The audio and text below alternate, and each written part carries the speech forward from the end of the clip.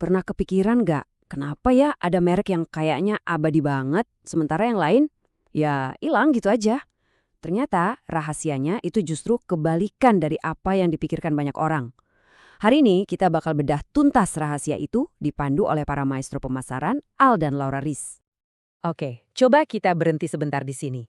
Kalimat ini, jujur aja, kayak menampar semua yang diajarkan di buku-buku bisnis.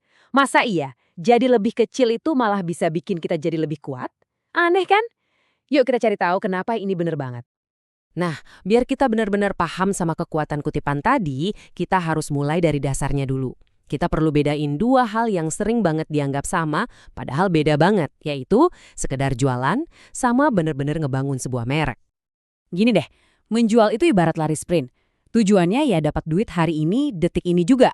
Tapi branding, wah itu lari maraton. Tujuannya bukan cuma transaksi, tapi ngebangun sebuah ide yang nancep kuat di kepala konsumen buat jangka panjang.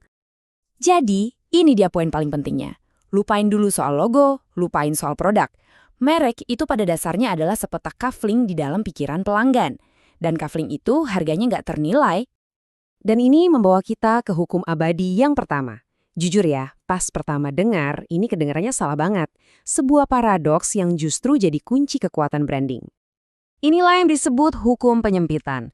Logika kita kan bilang, kalau mau besar ya harus ekspansi, nambah ini itu. Tapi Ries bilang, justru kebalikannya. Kalau mau jadi kuat, kita harus menyempit. Lupain deh soal jadi segalanya buat semua orang. Itu mustahil. Tujuannya justru jauh lebih simpel, tapi juga jauh lebih susah. Jadi satu hal yang paling diingat oleh semua orang. Coba kita tes ya. Saya kasih satu kata, Anda coba sebut merek apa yang pertama kali muncul di kepala. Siap? Oke. Katanya adalah keselamatan di dunia mobil. Pasti 99% dari kita langsung kepikiran Volvo kan? Nah, itu dia. Mereka memiliki kata itu. Oke, contoh lain. Gimana kalau saya bilang pengalaman murni mengemudi? Jawabannya udah pasti BMW. Itulah kekuatan dari fokus yang tajam banget. Prinsip menyempit untuk menguasai, inilah yang melahirkan apa yang kita sebut pembunuh kategori. Coba inget deh, gimana dulu Subway cuma fokus di sandwich atau Toys R Us yang benar-benar jadi rajanya toko mainan. Mereka menyempit dan akhirnya mendominasi. Oke, jadi kalau sebuah merek harus super fokus, pertanyaannya gimana cara lahirnya? Dan yang lebih penting lagi, gimana caranya supaya bisa bertahan hidup?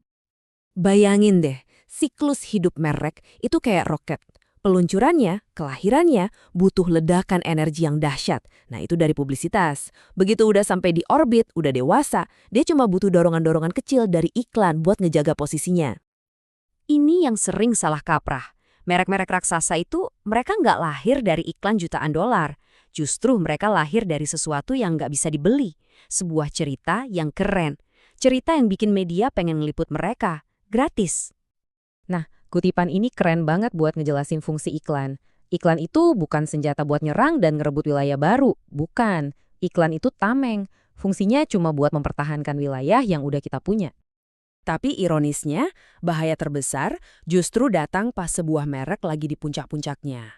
Di saat itulah muncul godaan paling mematikan.